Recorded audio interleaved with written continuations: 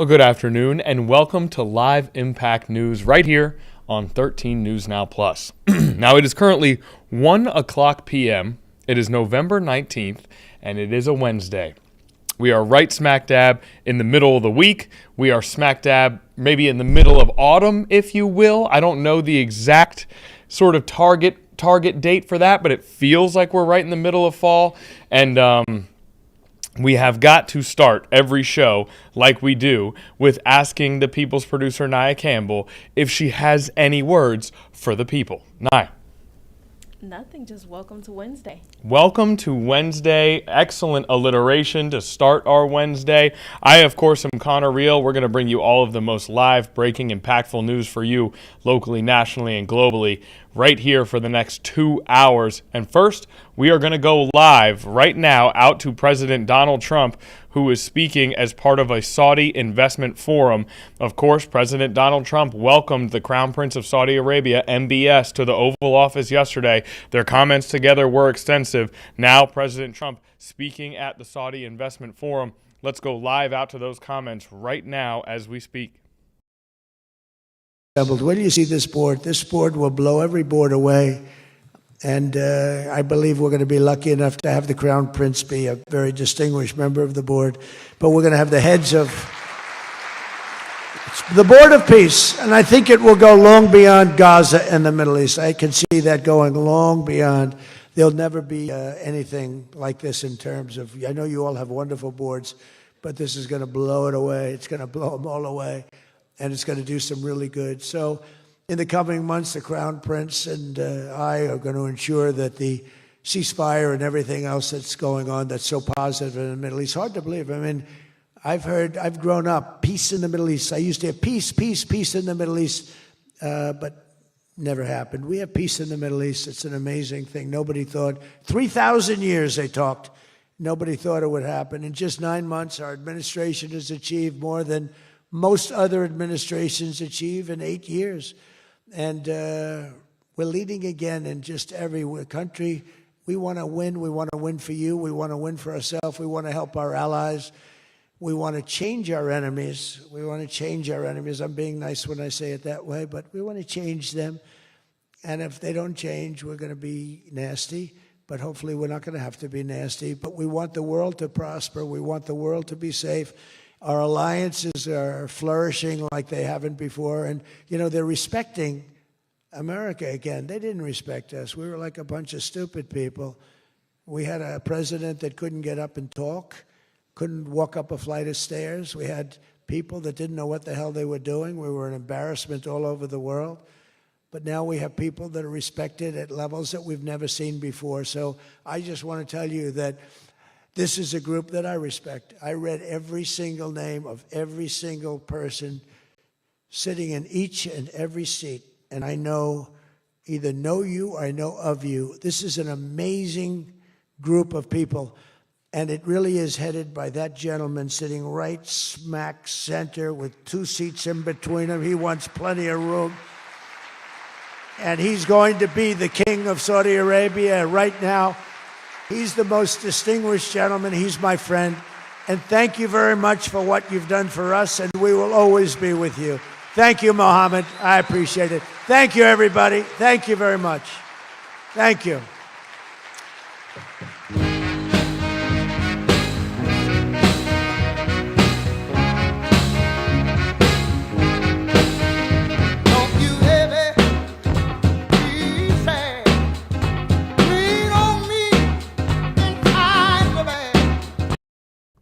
All right, so there you have it. Live from the Saudi Investment Forum, President Donald Trump speaking in front of a gathered crowd. And now if we could pull, actually Nia's already on top of it. We now see him on stage with MBS, Mohammed bin Salman, the Crown Prince of Saudi Arabia. Once again, they met yesterday in the Oval Office. A large portion of that meeting was open to the press. A number of issues were discussed. We want to start with this, which is that this was Mohammed bin Salman's first visit to Washington, D.C. since 2018. It's his first visit to Washington, D.C. since Jamal Khashoggi was killed. Jamal Khashoggi is a journalist. He worked for the Washington Post. In some of his reporting, he was critical of the Saudi Arabian regime. And he was killed in 2018 after going into a Saudi consulate in Turkey. And that set off an international firestorm, to be quite frank, with a lot of criticism directed towards Saudi Arabia during that time.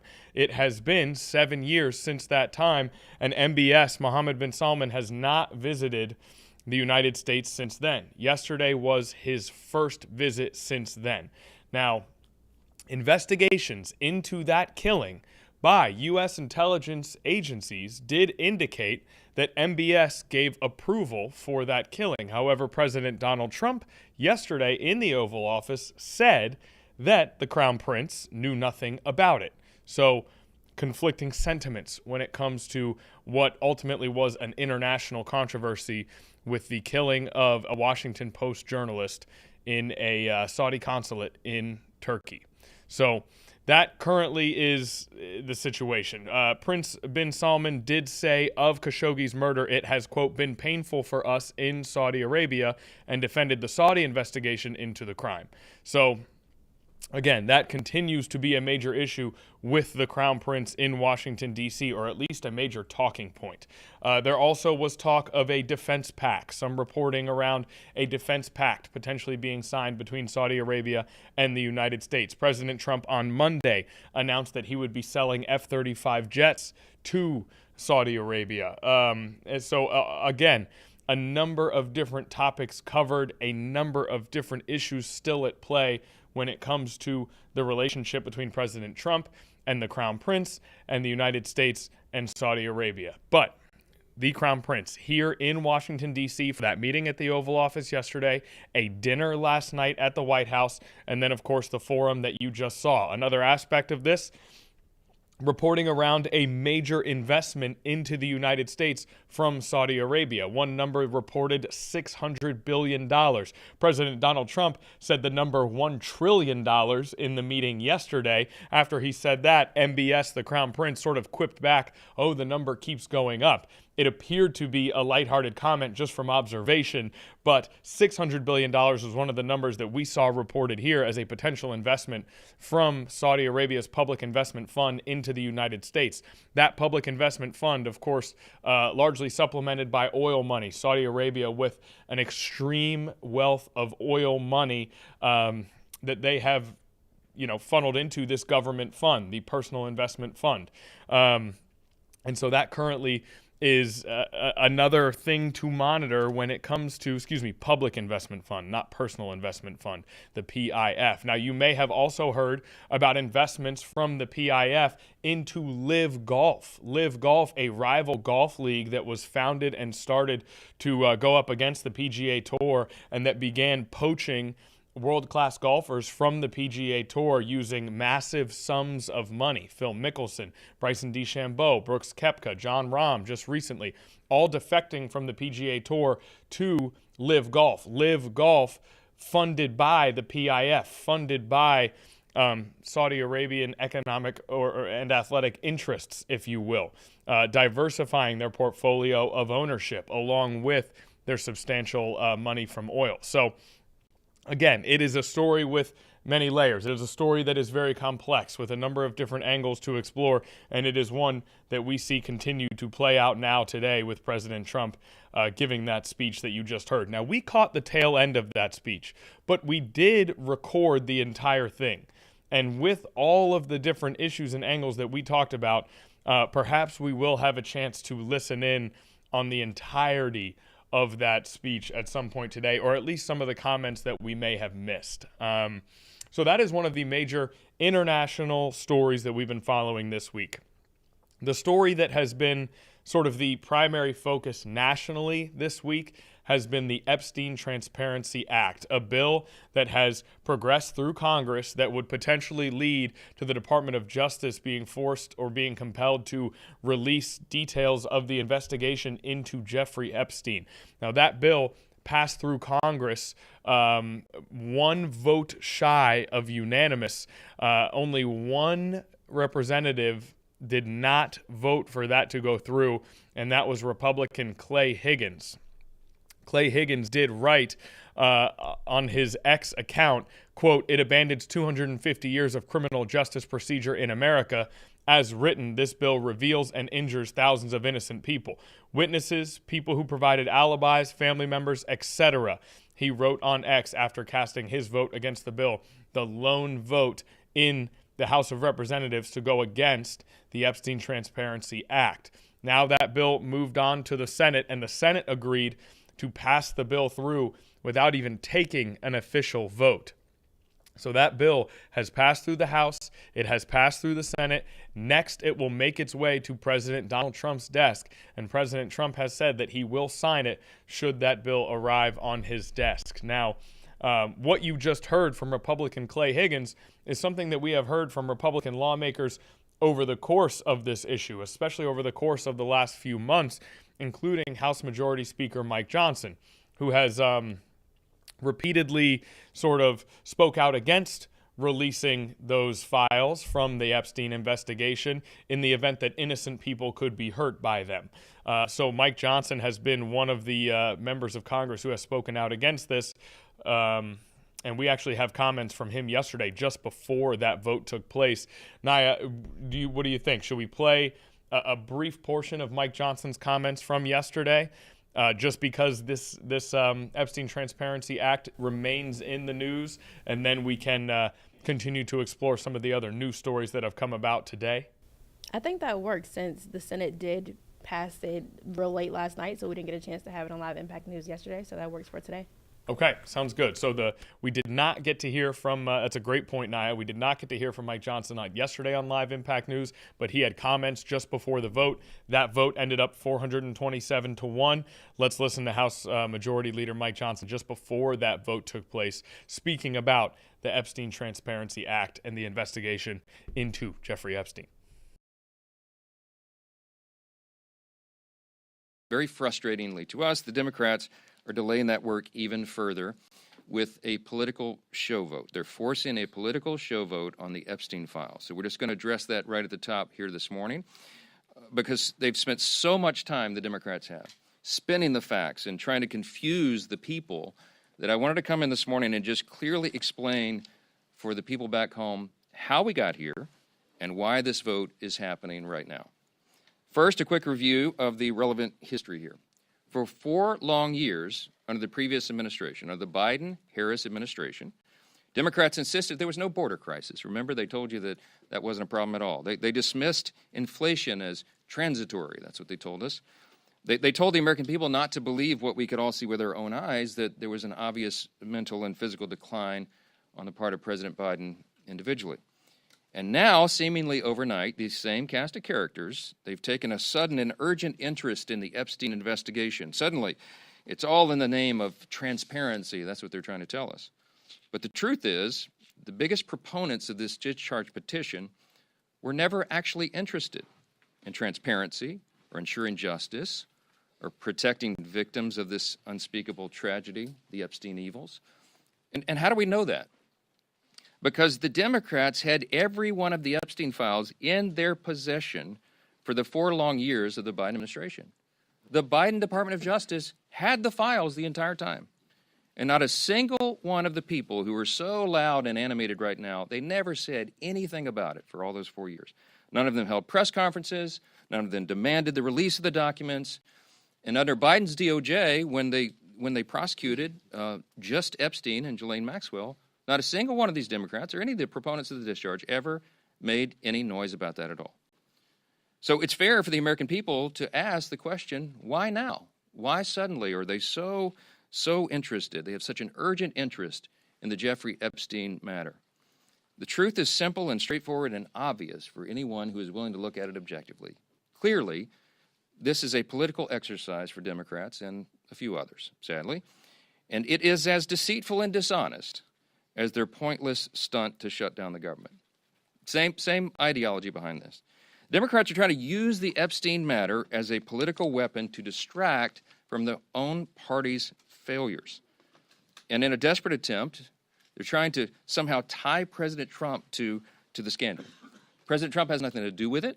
He has said himself he has nothing to hide. And that's clearly what they've been trying to do. They're trying to attack President Trump. This is what they've done. They weaponized the justice system over the last several years to go after him, and this is their latest attempt.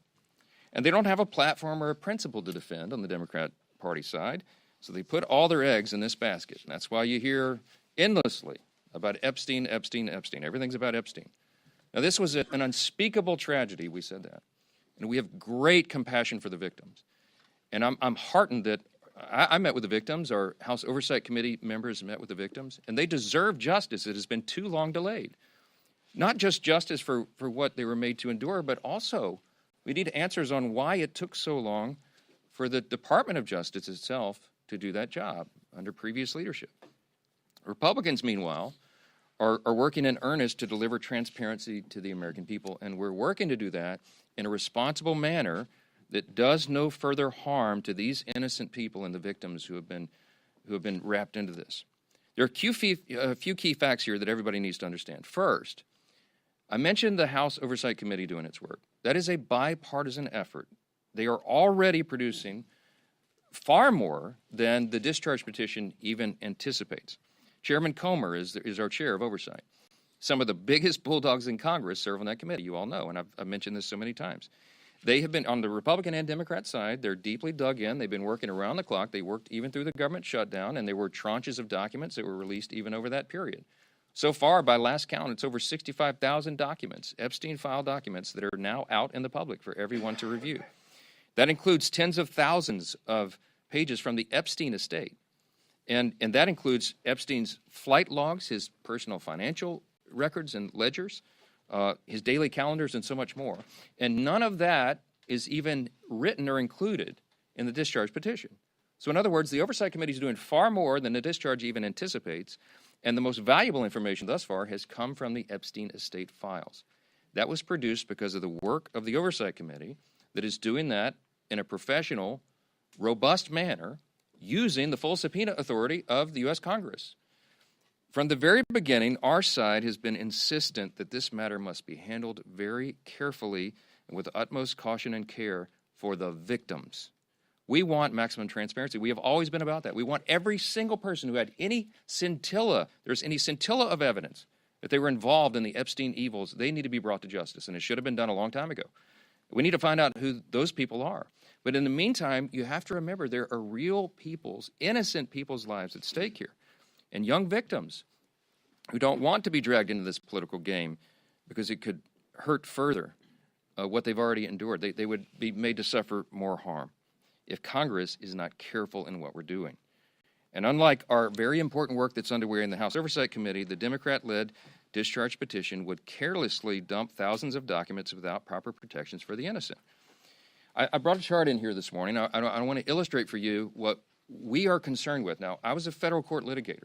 The members of our House Judiciary Committee, Republicans in particular, have many of these concerns. You have Chairman Jim Jordan and attorneys like Chip Roy, who's running for Attorney General of Texas now. You have Brad Knott, who's a former federal prosecutor, many members on the committee.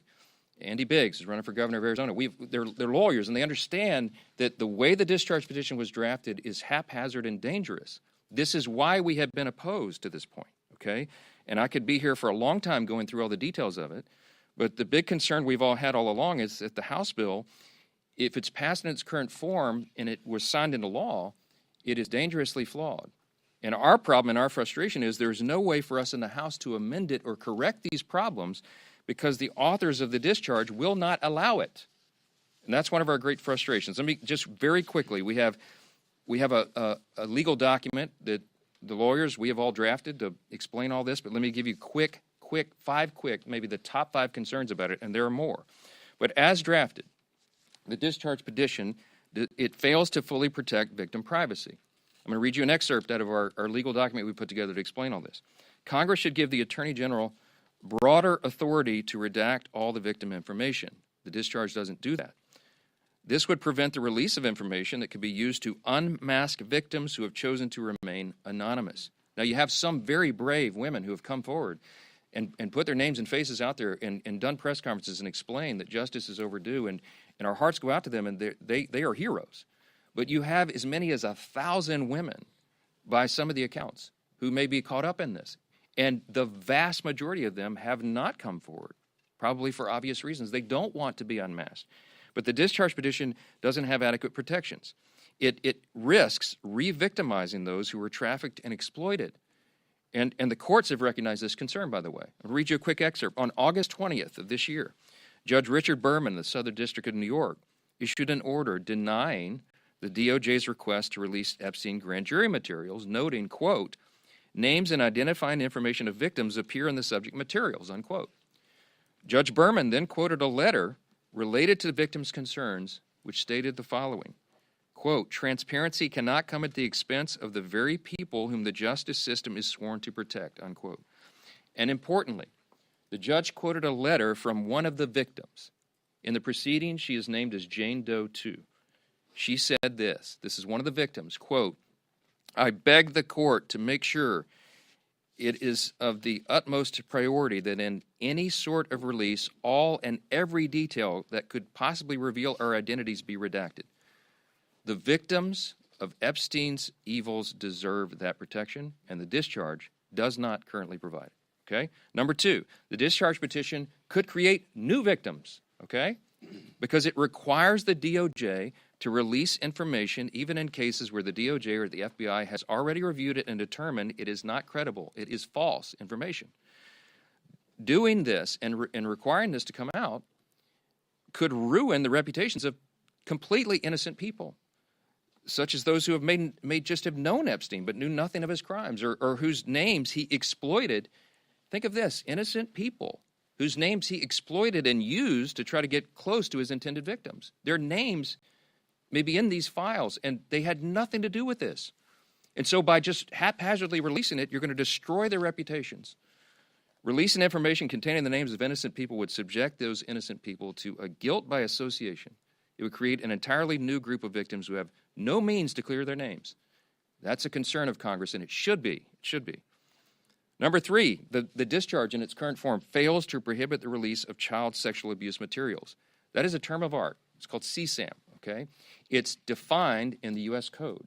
The discharge is so haphazardly written because, remember, it's just a political exercise for these guys. They don't seem to care about this, but they cited the wrong section of the U.S. Code. So when they say that we don't want child pornography to come out, child sexual abuse materials, of course, we don't want that released. They wrote this thing so quickly that they cited the wrong section. So you know what that means? It means that it doesn't really bestow any real legal authority on the Attorney General to redact those materials. And that would compel the DOJ to release that stuff into the public. Every single person in this room knows that's wrong, and you should stand against it.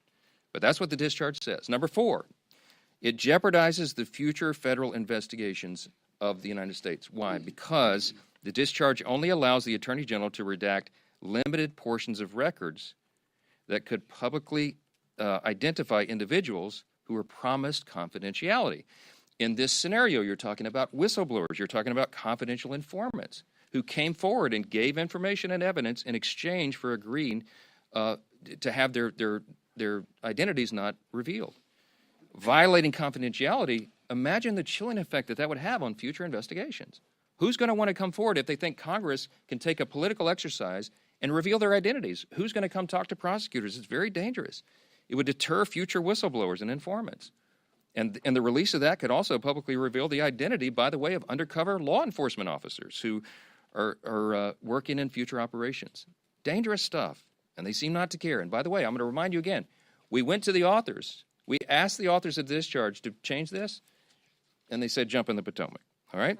Number five, national security concerns, okay? The discharge requires the Attorney General to release within 30 days, quote, classified information to the maximum extent possible. This ignores the principle that declassification should always rest, and always has rested, with the agency that originated the intelligence. Why? So that they can protect their critical sources and methods. It is incredibly dangerous to demand that officials or employees of the DOJ declassify materials that originated in other agencies, in intelligence agencies. I could go on. I won't be here all morning, but there's a lot of problems. There's also a lot of legal scholars, and I'm among them, who are concerned that that you've got problems with grand jury secrecy. We know Rule 6E of the Federal Rules of Criminal Procedure prohibits the release of grand jury materials, but the way the discharge is drafted, you can make an argument that it requires all that to come out, and that is a serious problem. Grand juries are not adversarial, okay? There's no opportunity there for cross-examination. You can't disprove evidence. You can't challenge the evidence in any way. And if Congress goes in and breaks that seal and just starts releasing sensitive grand jury materials and allegations like that, it raises a risk that the grand jury process will be politicized in the future. And that's a whole other danger that we could talk about all day. I'm gonna wrap this up and just say that Republicans support maximum transparency. We always have. The President of the United States supports maximum transparency. You've heard him say it in his own words. But he has had the same concerns that I've just articulated here, and we've talked about that. All of us have had these concerns, and we understand that we have a responsibility to innocent people and victims that is not properly guarded by the discharge petition. And that's why we're so incensed about that. We've got to make sure that we disclose the names of anybody who aided or conspired in any way with Jeffrey Epstein. But at the same time, you've got to make sure that innocent people are protected. So we have to do this in a way that doesn't violate victim privacy, that doesn't create new victims, that doesn't disclose the names of any whistleblower or informant, that causes the release of grand jury materials or child sexual abuse materials, or undermines our national security. And I think everybody of good conscience and common sense would say, of course you have to do that. But here we are. So the discharge petition got its 218th signature, and it is going to go forward. It is going to pass because it only takes 218. And we know that the Democrats have disregarded all these concerns.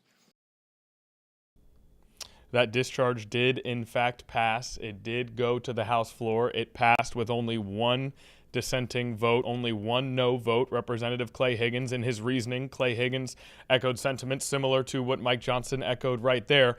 But Clay Higgins, the only no vote on the Epstein transparency bill that, following Mike Johnson's press conference there, did in fact go to the House floor, did in fact pass. The Senate has agreed to approve that bill as well, and now it awaits President Donald Trump's signature before it becomes law. And the Department of Justice will be compelled to release the details from the investigation into Jeffrey Epstein. Now, what of our local lawmakers here? What of our representatives here in Hampton Roads and in Virginia who had votes on this bill? Well, first, we are going to read a statement from Senator Tim Kaine, one of our senators here in Virginia. Tim Kaine, he stated, quote, "I am glad that my Senate colleagues unanimously supported this legislation to compel the DOJ to release the Epstein files. Once this becomes law, Congress and the American people will be watching closely to make sure the Justice Department complies with the letter and spirit of this legislation in good faith and without attempting to protect powerful people, including President Trump, whose name may appear in the case files. By bringing the truth to light about Epstein's associates, this legislation will bring some small measure of justice for this monster's many victims, who have been remarkably courageous in speaking out and demanding action from their elected leaders." So that, the statement from Senator Tim Kaine, mentioning the Justice Department, complying or encouraging the Justice Department to comply with the letter and spirit of the legislation in good faith and to not protect powerful people. Now, how about Senator Mark Warner, our other senator from here in Virginia? For Senator Mark Warner's statement, he reads, "For years, Jeffrey Epstein and Ghislaine Maxwell, abetted by a powerful circle of accomplices, committed heinous crimes against hundreds of girls and young women. Today, Congress has moved to end the months of obstruction by President Trump and shed more light on these horrific crimes and Epstein's accomplices. Make no mistake, Trump can and should have released these files months ago.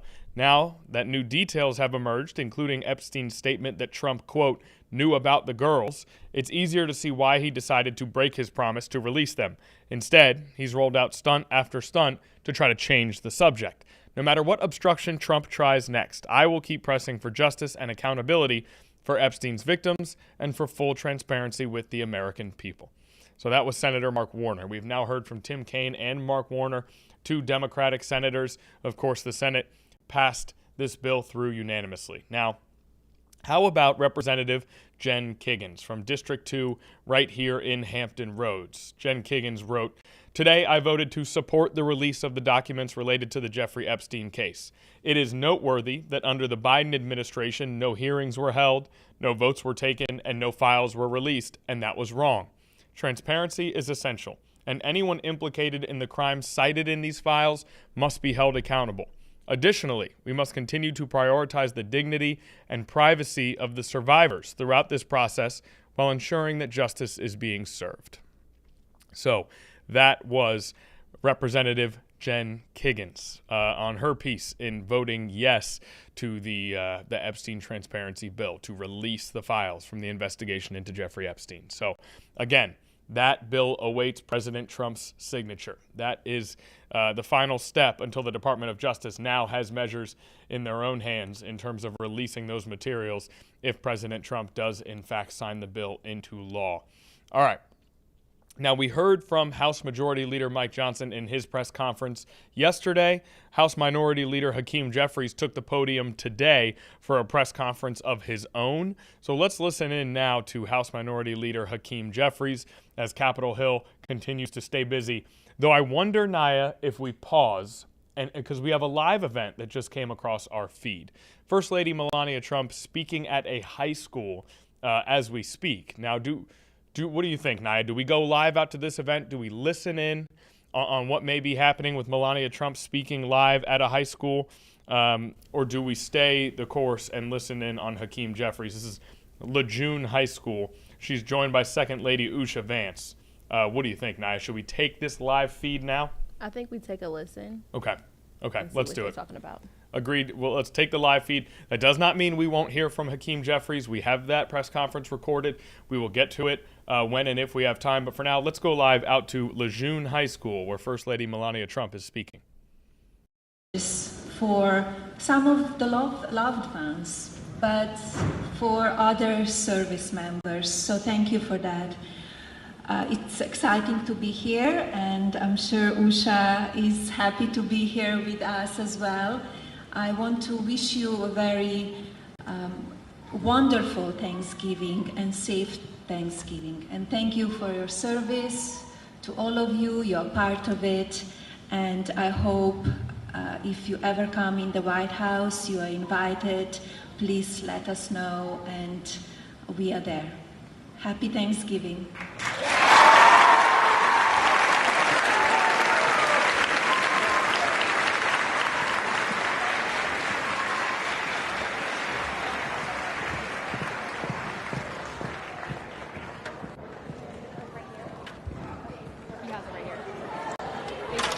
Okay, so we just caught the tail end of that. I suppose it's good that we made the decision to go live out there. It's just so that we could catch a little tiny piece of that speech from Melania Trump at Lejeune High School. Now, if you will bear with me for just a moment, we are looking to locate Lejeune High School.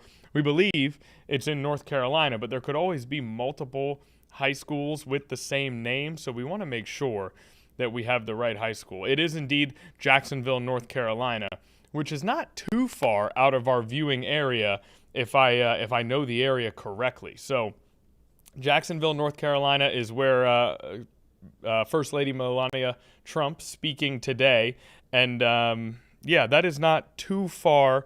It's a little ways down the coast of North Carolina, but it is not too far from Buxton and Kitty Hawk and that area on the eastern shore. So not too far out of our viewing area for Jacksonville, North Carolina, where Lejeune High School is, where First Lady Trump is speaking. Okay, now that appears to be done, or is at least switching gears, we can go back to our original plan, which was to hear from House Minority Leader Hakeem Jeffries at the podium just about an hour and a half before we came on here for Live Impact News. Let's listen in.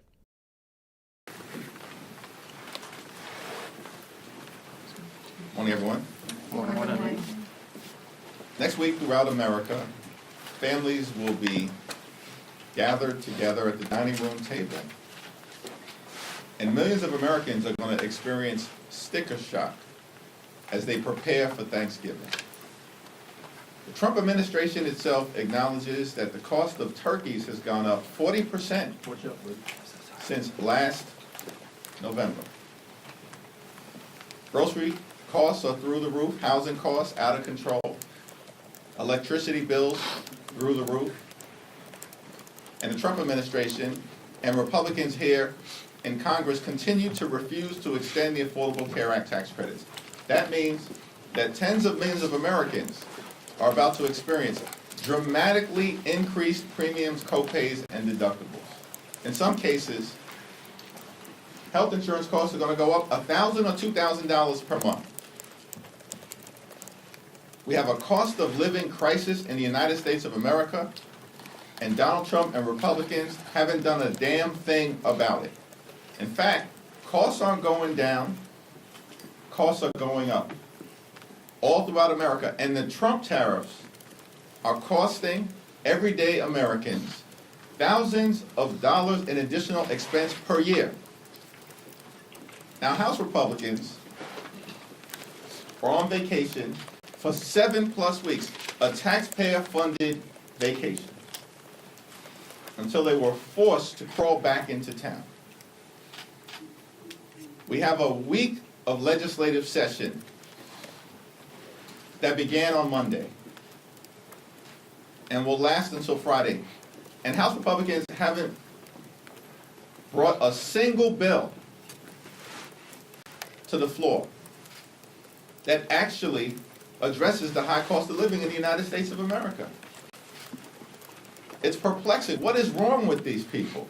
What did they not get from their shellacking 2 weeks ago all across America, up and down the ballot, in state after state after state, where the American people have made clear, we don't support Republican extremism. Republicans have done nothing to make our life better.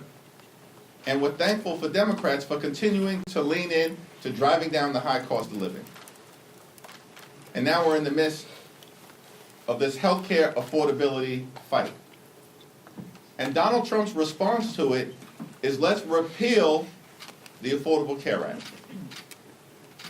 No credible plan to make healthcare more affordable for the American people.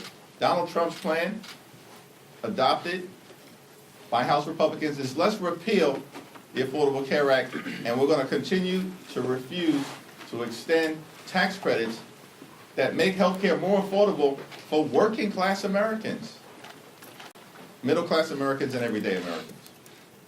House Democrats are going to continue to stand on the side of the American people.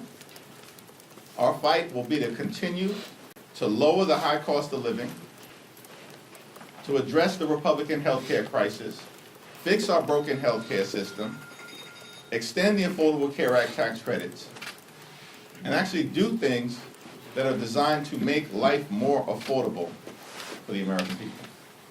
Questions? Leader Jeffries. Honor?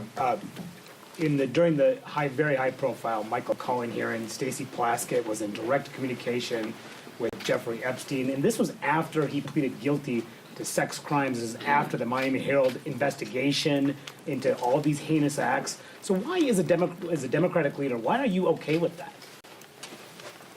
I expressed my position on the floor yesterday. My statement speaks for itself. In a bipartisan way, the resolution that was introduced targeting Stacey Plaskett was defeated. And it was defeated for several reasons, including the fact that it was a dramatic overreach related to throwing her off her committees. But what about her actions? Her actions. If you're going to ask a question, you got to let me answer. Democrats and Republicans defeated the censure. Stacey Plaskett has made clear her position as it relates to Jeffrey Epstein repeatedly, and her words speak for itself. She said, quick, I'm next, I'm up next. Thank you, Leader. Now, following up on that, should Plaskett be sent to ethics, and should there be an ethics investigation? There was a vote on that yesterday. My vote speaks for itself. Republicans decided not to go down that road. Leader Jeffries. Thanks. Yeah, have you met with MBS yet? And if so, what was discussed? And if not yet, will you be? I was part of the bipartisan meeting hosted by the Speaker this morning. I asked the Crown Prince about his views relative to a just and lasting peace between Israel and the Palestinian people, and his views as it relates to the importance of a two-state solution. Crown Prince reiterated his view that a one-state solution in Israel is impractical, and that the best path forward, of course, involving the reconstruction of Gaza, is to eventually find a robust path toward a safe and secure Israel, living side by side in peace and prosperity with a Palestinian state. I support that position.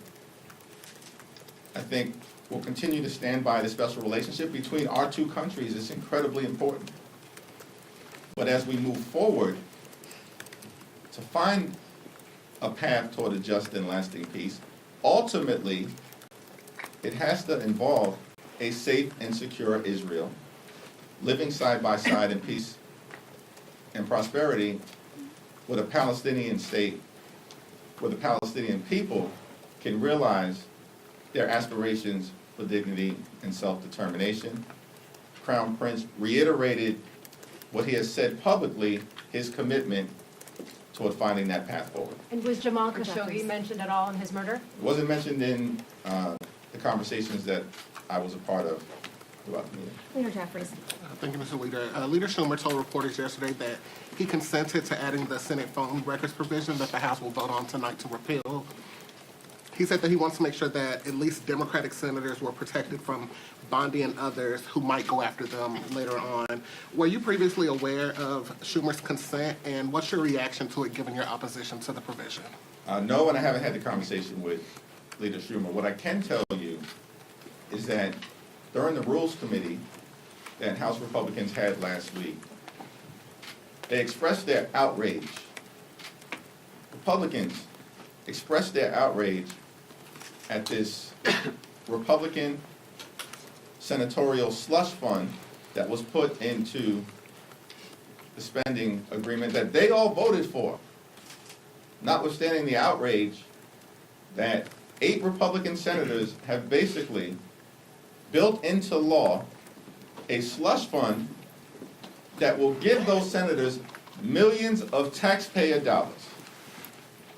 That's special treatment for United States senators in the Republican Party. Part of the bill that they all voted for last week. Now, later on today, we're going to be voting on legislation to remove that Senate slush fund that benefits 8 Republican senators. But apparently there's no agreement between Speaker Johnson and Leader Thune that the Senate Republicans will take up that provision, which reinforces the point that everything that House Republicans do is for show. It's not serious. It's not designed to get an end result. And that's why Republicans are suffering all across the country. Why the American people, the overwhelming majority of the American people, know that the country is moving in the wrong direction. That the economy is broken.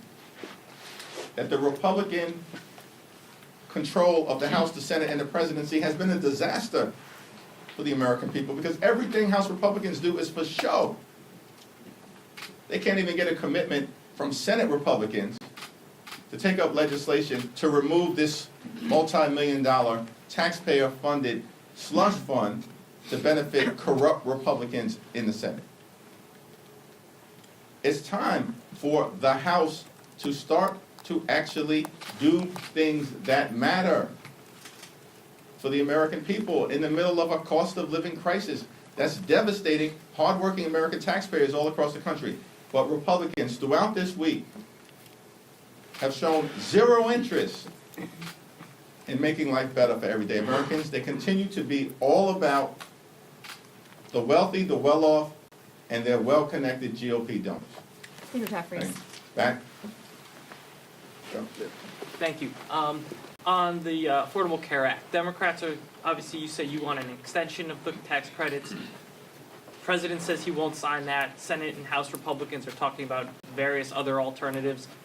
Is there a potential for compromise here? And if so, where does that originate from? Because it seems like the parties are talking past each other right We're now. in the middle of open enrollment right now, so tens of millions of people all throughout the country realize that their health insurance premiums are skyrocketing because of the Republican refusal to extend the Affordable Care Act tax credits. And during the Trump Republican shutdown,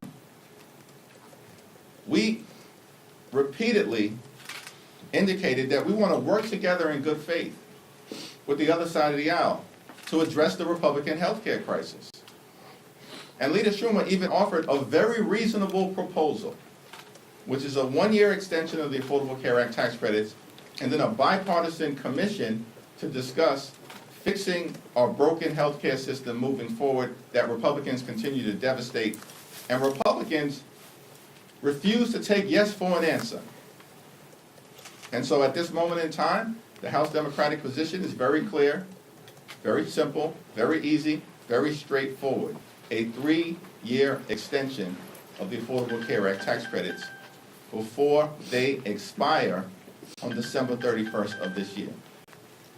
If Republicans refuse to act, the American people will understand why their health insurance premiums are through the roof and why tens of millions of Americans will no longer be able to go see a doctor when they need one.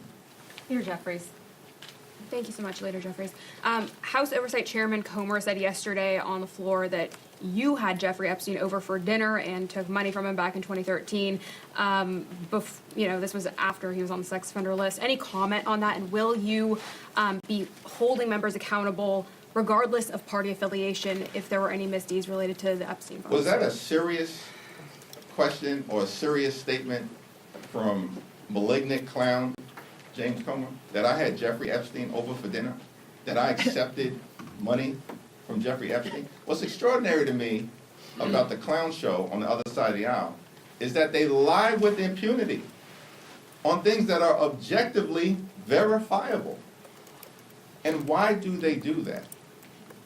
It's because for months, Republicans have been burying the Jeffrey Epstein files. Not Democrats. Our view continues to be the same. We want to make sure that what the survivors have asked for, which is full and complete transparency in order to bring about accountability, actually happens. And Congress decisively and in a bipartisan way acted yesterday with respect to the release of the Jeffrey Epstein files. That's a victory for the survivors and a victory for the American people. And Donald Trump needs to sign that bill into law expeditiously. Some Republicans have implied that there's been a backdoor deal made for those Republican votes yesterday on the Plaskett censure in return for not bringing up a Corey Mills censure. Do you have any response to that? And was there a backdoor deal made there? What Republicans have Anna suggested Luna, that? who else? Mace, a couple other women. Yeah, the only thing that I can say is that Democrats are not going to unilaterally disarm. And there's a long list of Republicans worthy of censure. A long list of Republicans. Not enough time in the legislative calendar if Republicans want to go down this road of censuring members or throwing them off committees. Thank you. Macron. Thanks, Leader Jeffries. A couple of months ago, you had done an event downstairs with Jared Golden to promote a discharge petition on restoring some collective bargaining rights for federal workers. That discharge petition hit 218 on Monday. I'm just wondering what happens now. Do you anticipate that will be called up? Will there be a vote on that bill in December? Well, Speaker Johnson is required, pursuant to the discharge petition, to set in motion an up or down vote on restoring collective bargaining for hardworking federal employees. And that's a bipartisan discharge petition that will trigger that vote. So we know the votes exist in the House of Representatives.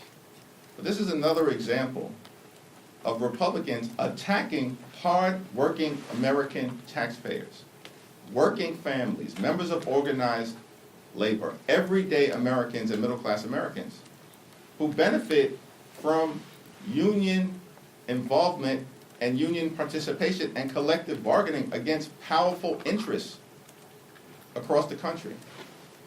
The House Republican majority has been a complete and total failure. They have failed the American people. Life has not gotten better, despite all of their promises to lower the cost of living on day one. Costs have not gone down. Costs have gone up. And the American people know it's because of failed Republican policies. Thank you, Leader Jeffries. Throughout shutdown, you really emerged on a national stage, and President Trump didn't hold back his attacks. I know this may sound perhaps counterintuitive, but did this give you perhaps more confidence that he sees you as a strong opponent, the one who can move the political needle, and do you consider presidential run 2028? Well, I appreciate you suggesting that throughout the shutdown I emerged on the national stage. I think my mother has done a good job of circulating talking points in that regard. But this fight was always about the American people and putting the American people first. And we're going to continue to lean into that fight, to lower the high cost of living, to fix our broken healthcare system, and to clean up corruption. In the Congress, that is going to start with making sure we prohibit stock trading by members of the United States Congress. And of course, we've got to deal with corruption within the Supreme Court and in the administration, the most corrupt administration in American history. Our focus on the non-governmental side will continue to be taking back control of the United States House of Representatives.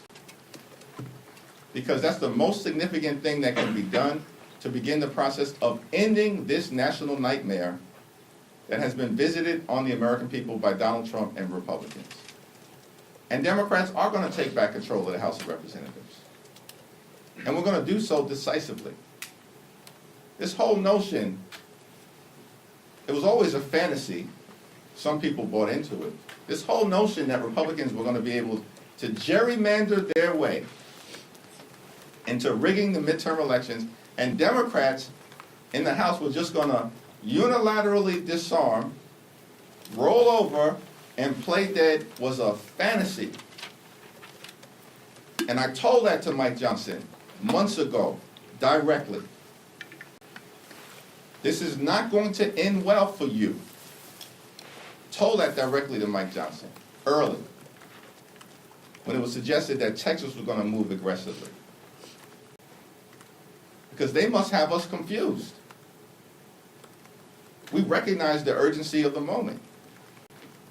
And in state after state, we will continue to decisively and forcefully respond, as we've done. In Texas, in California, we're doing it now in Missouri, on the ground, in Virginia, in Illinois, in Maryland, litigation in New York, pushing back against their efforts in red states throughout the country, and of course, with a decisive legal victory in Utah.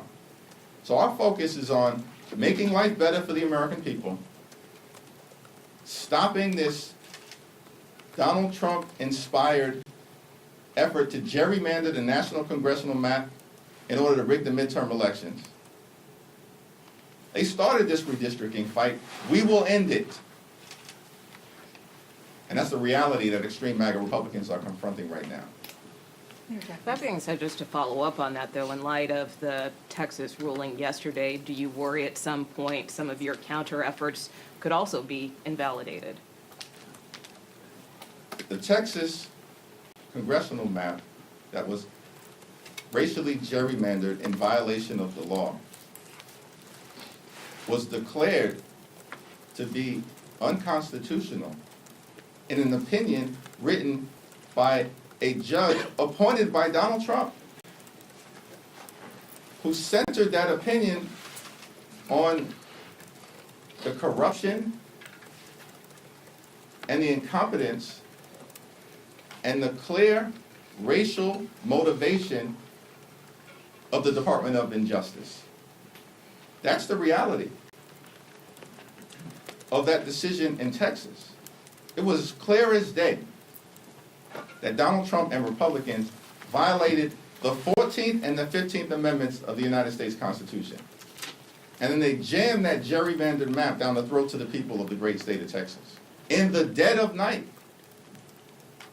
In California, it was a democratic process that ultimately was presented to the voters in the form of Proposition 50. And I'm thankful for the leadership of Governor Newsom. The congressional delegation in California did a tremendous job with respect to the leadership that we saw from everyone.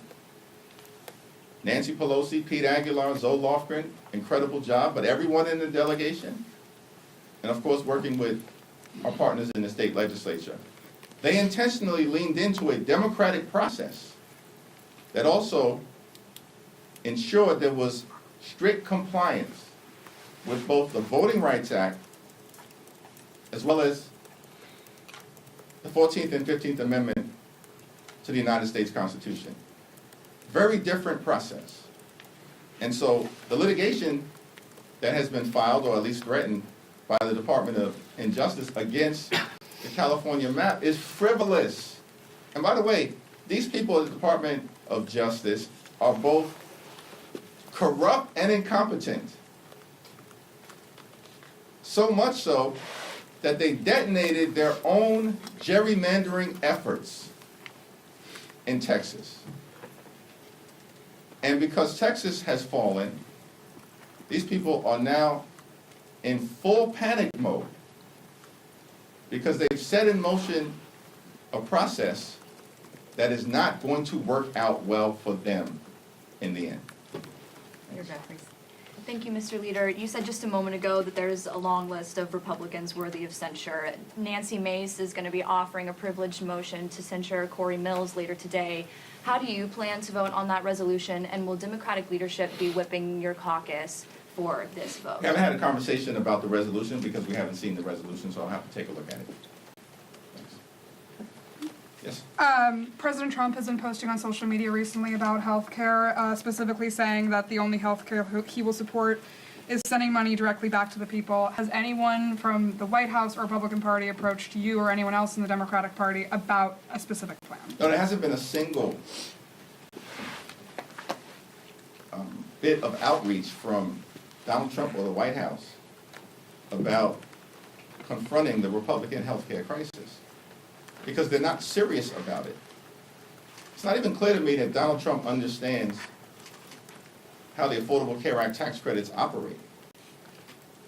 Because hardworking American taxpayers currently have the option to either utilize the tax credits on a monthly basis to lower their health insurance premiums significantly, or take the tax credits in connection to the filing of their taxes at some point on or before April 15th. The money can already go directly to the taxpayer. So Donald Trump has zero idea of what he's talking about. This is all fantasy. It's all political theater from Donald Trump. He's got no interest in making health care more affordable for the American people. And by the way, this is the same group of folks, House Republicans, who have literally tried to repeal the Affordable Care Act more than 70 different times over the last 15 years. This is the reason why in public opinion survey after public opinion survey, before the Trump shutdown, during the Trump shutdown, and after the Trump shutdown, the American people overwhelmingly trust Democrats to deal with fixing our broken healthcare system. Thank you. Just to clarify and a follow-up question on the James Comer accusations, are you saying that your fundraisers never solicited money from Jeffrey Epstein in exchange for a meet and greet? Because he's saying that there's emails proving that... I have no idea what James Comer is talking about in terms of anything that any prior consultant may have sent. I had no idea about that either. But James Comer apparently made the representation on the floor of the House that I sat down with Jeffrey Epstein, had dinner with Jeffrey Epstein, have contributions from Jeffrey Epstein. He's a stone cold liar, and James Comer knows it. This is all part of an effort to try to deflect from their failures as a House majority to deal with the issues of importance to everyday Americans, and of course, to the fact that Republicans have been running a pedophile protection program for the last several months, until the survivors, partnering with a handful of courageous Republicans led by Representative Massey, partnering with Representative Connor, and House Democrats, forced Donald Trump, forced Mike Johnson, and forced the Republicans to capitulate so that the American people could have the transparency that they deserve. And just a quick follow-up, do you regret that Stacey Plaskett did what she did, and is that something that you would tell other Democrats not to do in the future? I think that Stacey Plaskett has spoken extensively on this issue, and I'll let her words speak for themselves. Thank you. Following up on ACA, I know you mentioned your position of the discharge petition for the 3-year extension, but what about something like the Kevin Kiley, Sam Liccardo, the bipartisan bill that it's a 2-year extension, it adds income taxes, a couple other conditions. Is that something that leadership could get behind? Yeah, the House Democratic position right now, supported by the overwhelming majority of House Democrats, is a 3-year extension of the Affordable Care Act tax credits.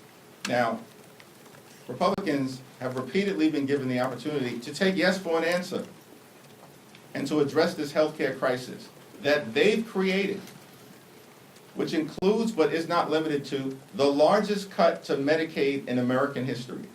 That's what they did in their one big ugly bill. And as a result of what Republicans have done, hospitals, nursing homes, and community-based health centers are closing all across the country, including in rural America. This is devastating everyday Americans. And at the same period of time, Republicans set in motion a possible cut to Medicare. They're going after the Centers for Disease Control, $1.7 billion cut to the CDC. That will be the largest cut in American history. In this appropriations process, that's what Republicans are trying to do. They also want to enact the largest cut, about $500 million, to the National Institute of Health. That will be the largest cut in American history. And on top of all of that, Republicans continue to refuse to extend the Affordable Care Act tax credits, jeopardizing the health and well-being of tens of millions of Americans. Mike Johnson has said he's got no interest in dealing with this issue. There's no urgency. We're back this week full-time. He's done nothing. No bills, no discussion, no outreach. Why? Because Republicans aren't interested in making life better for everyday Americans. Republicans, like they did in their one big ugly bill, largest cut to Medicaid in American history, ripped $186 billion in SNAP funding from hungry children, seniors, and veterans. And why did they do all of that? To provide massive tax breaks to their billionaire donors, which they made permanent. But now Republicans can't even find a dime or the time of day to extend the Affordable Care Act tax credits for tens of millions of working class Americans. Shame on them. Thank you. Thank you. Thank you. He never answered if he's going to run for president. All right, so that was Hakeem Jeffries earlier today, not long before we started our stream here on the afternoon version of Live Impact News. Let's do a reset, okay? We started out hot. It was a lot of politics. There is a lot of politics in the news this week, as has been the case for most weeks that we've been doing this. But while the government shutdown dominated the news cycle for the past 6 weeks or so, this week has been much different in terms of the Epstein Transparency Act and a visit from the Saudi Arabian Crown Prince being top of the headlines when it comes to American politics. So that first hour that we just did focused heavily on those two things. And so let's reset here. It is 2:04 p.m. Again, the date is November 19th. We're here together on this Wednesday, right in the middle of the week. And we're actually going to shift gears here. We're going to go into a different world here. We're going to go into a different realm. We're going to talk a little bit of sports. We don't get a chance to do many sports here on Live Impact News. There are simply more pressing matters that we need to get to on a regular basis. But a giant sports story touchdown in Virginia this week because Virginia Tech, one of the great college football programs of the 21st century, got a new head coach, got a new head football coach. And that head football coach is extremely high profile. The Virginia Tech Hokies followed up the Frank Beamer era of legendary success with Justin Fuentes, who started out hot and then fizzled, and then Brent Pry. Brent Pry looked like he was going to get things going there for a brief moment, but could not quite build what he was hoping to build in Blacksburg. So instead, Virginia Tech fires their head coach after losing to ODU at home earlier this year to fall to 0-3, and they are now the first school to hire a new head coach in this year's coaching carousel, and that head coach is James Franklin. Now, James Franklin has spent most of his time coaching at high-level D1 colleges at Penn State. At Penn State, he established a very strong organization. Penn State was winning 9 to 10 games a year every single year. They had major players moving on to be first-round picks and NFL superstars like Micah Parsons and Saquon Barkley. The problem with James Franklin is that he had trouble winning the biggest games. The Penn State Nittany Lions had a lot of trouble against top 10 opponents, specifically Ohio State and Michigan. They could not get over the hump when it came to the best of the best, the very elite tier of college football, but they were able to build a sustainable and consistent level of excellence, level of good, maybe not quite great, and Penn State wanted great, so they let James Franklin go. Virginia Tech is looking to reestablish that consistent model of excellence, that consistent model of good, to get back to a place of national relevance and top 25 rankings. It appears as though James Franklin is ideal to bring that back to Blacksburg. Now, his goal is a national championship. The goal is a national championship. But for now, Virginia Tech has a coach who they feel like can solidify and steady their program and establish a very high floor. How high can that ceiling go? That remains to be seen. But a very high floor for the Virginia Tech football program appears near ensured with James Franklin as your next head coach. It is a big hire for Virginia Tech. It reasserts them as an ACC power to be paid attention to after a few years in the wilderness following the Frank Beamer era. So, James Franklin gave his introductory press conference today. We have it recorded for you. It happened this morning. We're going to listen in on that press conference, and then we'll get back to some live events and some other big news that's happened today. So let's go out to Blacksburg and listen to James Franklin giving his introductory press conference as the Virginia Tech head football coach. Been a big part of this process for me. Back to what I was talking about before, the alignment is so important. And having an athletic director with Witt's experience and with his character has meant a lot to me and my family. So I want to thank Witt for his leadership in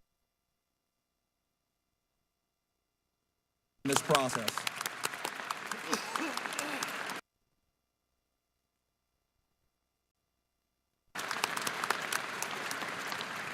I'd like. All right, now as you can see that we are having some buffering issues with this video with Coach Franklin. We are having some technical difficulties, if you will. The video not loading as quickly as we thought it would. As always, Nia Campbell is going to get on that and see if we can get a more sustainable clip of that press conference to show you. In the meantime, let's do a little bit more information here on the situation with James Franklin. Now, James Franklin has been at Penn State for some time. He spent 3 years at Vanderbilt as a head coach, where he turned a program that typically was at the bottom of the SEC into a competitive program. Then he took over at Penn State in 2014.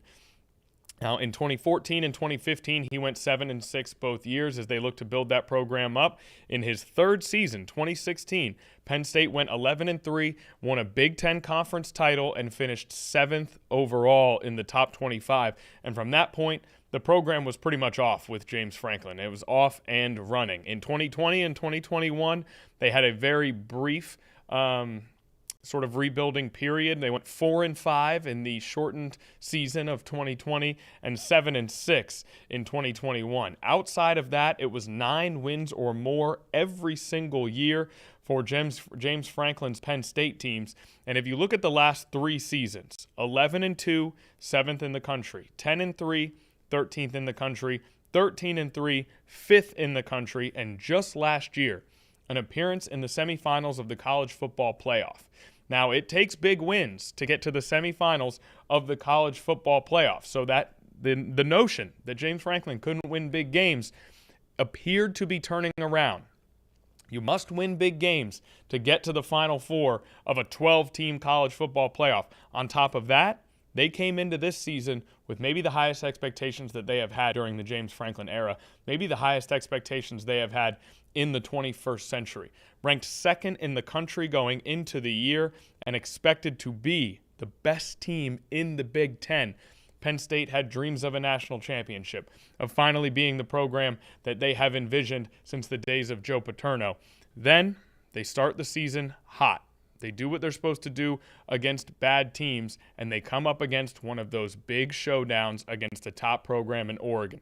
Penn State loses to Oregon in overtime, and the bottom fell out. Losses to UCLA and Northwestern followed, and just like that, the James Franklin era was over. In 3 weeks, it went from potentially the high water mark of that James Franklin era to being let go by Penn State in the midst of an all-time season collapse. And now, James Franklin does not take a year off.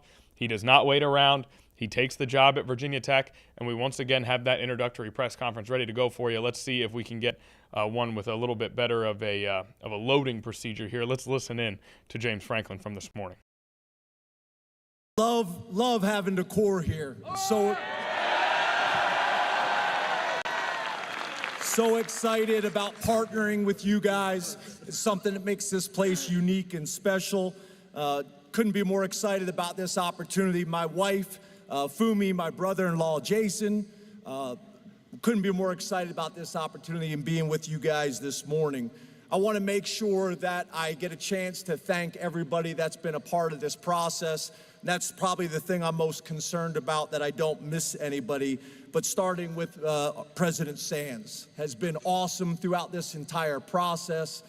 His commitment to our program, his plan for the program, the investment in the program. In today's college football, there needs to be alignment. There's no other way to do it. That is from the rector to the president to the athletic director to the head football coach, and most importantly, the fans and alumni. And President Sands has been phenomenal throughout this entire process. Could we please give President Sands a round of applause?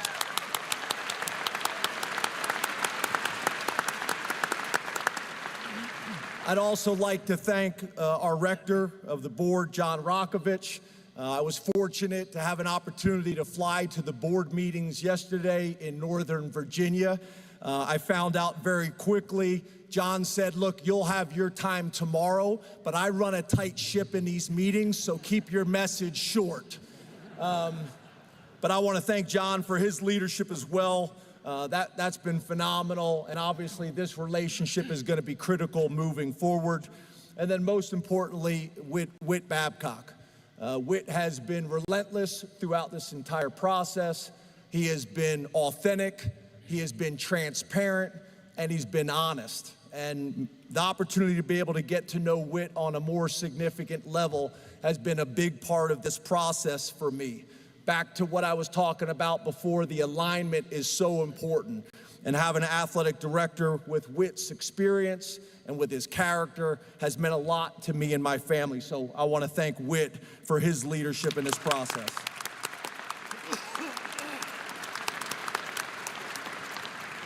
I'd like to acknowledge Brent Pry.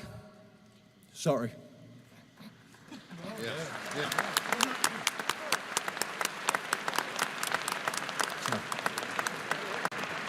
I always say I'm not going to get emotional, and then I get emotional. So, Brent Pry is a good friend. Gosh. Brent Pry's dad was my offensive coordinator in college. Gosh.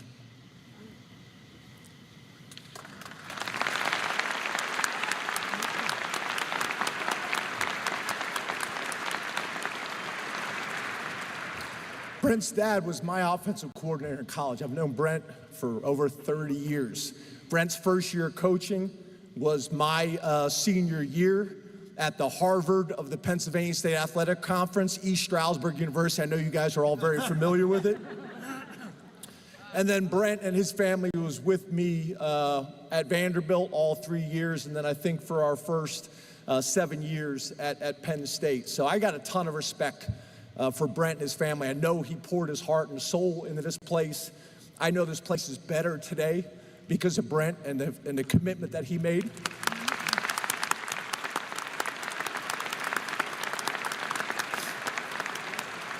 So I just want to show the respect to him. I know how much coaches pour their hearts and souls into this job, and I just wanted to make sure that I gave Brent the respect that him and his family deserve. Been in this profession for over 30 years and have learned a ton of lessons. Started in Division II, worked my way all the way up, got my first big break in the ACC, been a head coach in the SEC, been a head coach in the Big Ten, and now obviously fortunate to have this unbelievable opportunity in the ACC at Virginia Tech. But all these experiences, all these lessons that I've learned, we're going to pour them into Virginia Tech. And I feel like it's going to put us in a really specific position to separate ourselves over a ton of different schools. There's very few head coaches that have had the experience in the SEC, in the Big Ten, and the ACC. And we're going to use all those experiences and resources for the betterment of Virginia Tech. I want to thank Penn State. I had 12 years there. It's very unusual in college football to get 12 years at a place. Most importantly, the relationships, the staff, the players. The players here at Virginia Tech are going to find out I'm a player's coach. That's what it's all about for me. That's what it always will be. Just to be very clear, though, just because I'm a player's coach doesn't mean that there won't be discipline and accountability. I'm an old school guy. I'm going to coach you hard, but I'm also going to love you hard as well. When you do something well, there's going to be nobody that's going to celebrate and show more appreciation than me, but there also will be accountability in our program every step of the way. I believe that young people have a chance to achieve their goals and their expectations, both individually and collectively, when they know how much you truly care about them. Young people want to be coached. I think there is a myth out there. I think there's a concern out there in today's major college football that you can't coach these guys. I don't think that's true. They're going to be coached hard, they're going to be developed hard, but they're going to be loved and cared for as well. I want to thank Coach Beamer.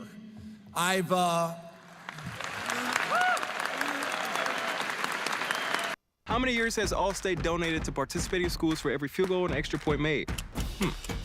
20 All right, years. so That's as not you can one, see, we but had 2 an decades ad of come up donations. there on our video, so we'll just wait until we can get that video back up and running for you, and then we'll be able to resume that press conference. In the middle of thanking legendary Hokies coach Frank Beamer was James Franklin, and let's head back out to Blacksburg now. And I've asked for the blessings of two people. Sanya Allah, my father-in-law, I called him and asked for his blessing to marry his daughter, Fumi. And then the night before signing the contract, I called Coach Beamer and asked him for his blessing of taking over his program.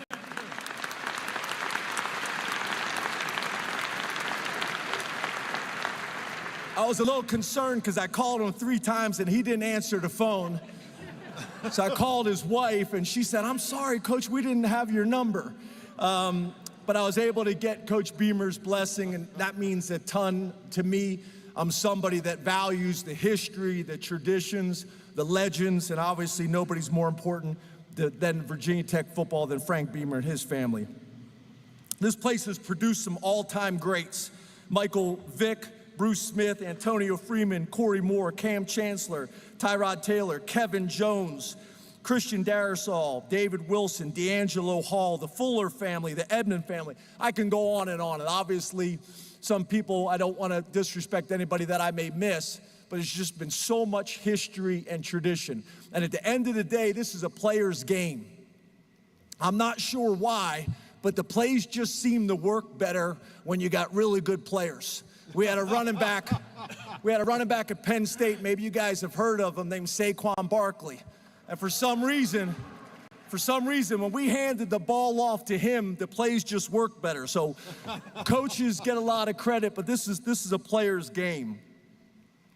When you talk about some other things that I think are important to everybody here, is in my 15 years, we've always done it the right way.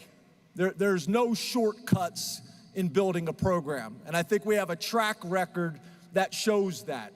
And I know that was important to all the men on this stage as well. Winning is really important. There's nobody that understands the importance of winning more than me, but there's also a way to do it with character and integrity, and we'll continue to do that and represent Virginia Tech the right way, both on and off the field. The passion is critical. We talked about it on Saturday. We've already started recruiting.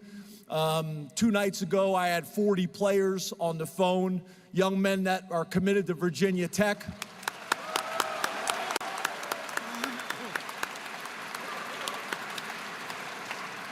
Also called all the top players in the state of Virginia as well. And we are going to need this stadium rocking on Saturday. One of the things that was important is me and my wife, when we were making this decision, we watched your game day the last few weeks, and it was impressive. During a challenging season, I want to give Coach Montgomery a ton of credit as well. The stadium is rocking. The guys are playing hard. And that's going to be important. We're going to have a ton of recruits this weekend for an official visit, and I want them to feel the energy in our stadium. So I'm going to ask you to pack that stadium for us. I can't wait to run out Enter the Sandman. I've been watching that intro to college football my entire life, and it is something special. And I'll watch it this Saturday and pay Coach Montgomery the respect that he deserves. But I can't wait to have the opportunity to run out in that stadium. I want to make sure that I go back and thank the search committee. I want to thank Bud Foster, huge part of this.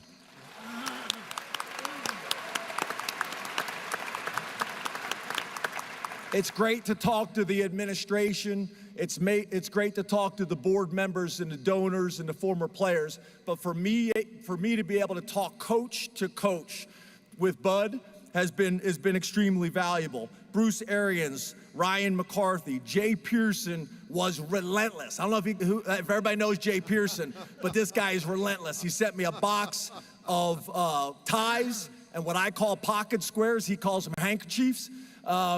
But sent me a box of ties for today. Brad Hobbs, Eddie Royal. I had a tremendous conversation with Eddie Royal one night as well.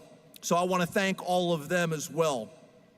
I also want to talk about recruiting the current players. This is a unique situation where I'm here early. One of the challenges always when you're taking over these new jobs, you're always recruiting for the future. Well, the most important thing is recruiting our current players. I'm going to get a chance to visit with those young men today.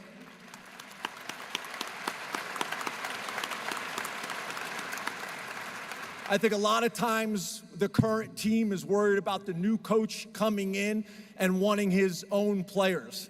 The day I signed the contract to be the head coach at Virginia Tech, they're all my players. That is the current team, and that is the players that we're going to bring in for competition. And the reality is people worry about, well, is he going to have favorites? Yes, I am going to have favorites. My favorites are high production and low maintenance players, coaches, and staff.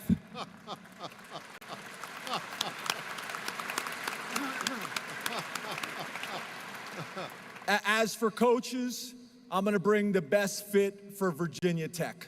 We're going to have an opportunity to attract some of the best coaches in the country.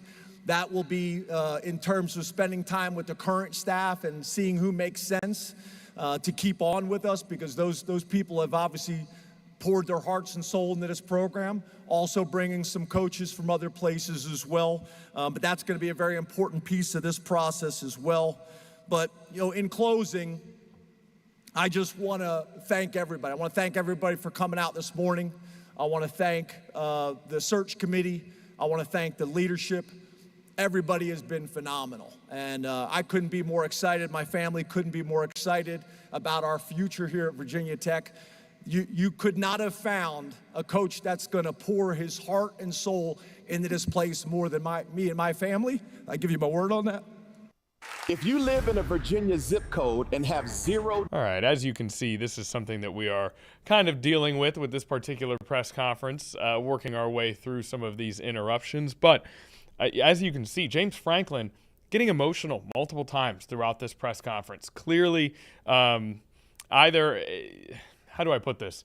Is either extremely invested and already passionate about this opportunity, or does great at making it seem that way, and it looks like he's getting emotional again as we get ready to head back out to this presser. My wife makes fun of me. We'll be sitting there watching, TV, and a commercial will come on, and she'll look over, and I'm getting emotional about the commercial. She's like, "Are you kidding me right now?" But I just think I don't take this for granted. I don't take my family for granted. I don't take my career for granted. This is all I got. I don't have any other hobbies. My wife says I don't have any other skills. I want to be a great husband. I want to be a great father. I want to be a great football coach and represent this place the right way. So thank you so much for this opportunity. Go Hokies.